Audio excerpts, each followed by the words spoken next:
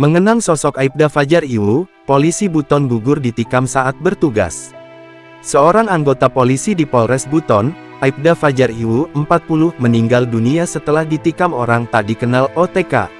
Aibda Fajar ditikam ketika mengecek terduga pelaku penikaman dua pemuda setelah terjadi keributan dalam acara joget di Desa Ambual Togo, Kecamatan Lasalimu Selatan, Kabupaten Buton, Provinsi Sulawesi Tenggara, Sultra, Senin tanggal 14 April tahun 2025, sekitar pukul 1.50 waktu Indonesia Tengah.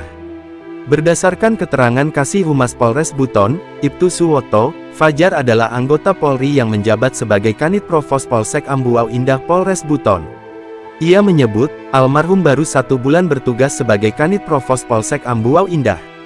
Baru sebulan lebih bertugas dari Februari di Polsek Ambuau Indah. Sebelumnya almarhum ini Kanit Provos Polsek Wabula, ujar Ibtu Suwoto, dilansir Tribun News Sultra.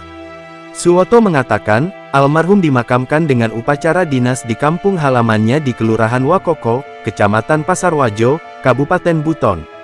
Tadi pemakaman dilakukan upacara kedinasan dan inspektur upacaranya Pak Wakapolres, ujarnya. Lebih lanjut, Fajar Iwu yang meninggal dunia saat bertugas meninggalkan 2 orang anak. Selama ini, almarhum dikenal sebagai polisi yang baik, utamanya di masyarakat tempatnya berdinas.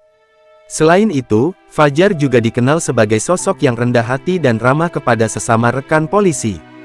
Almarhum ini kami kenal dia orangnya humble, rendah hati, sangat ramah karena biasa suka negur duluan kalau ketemu anggota atau masyarakat.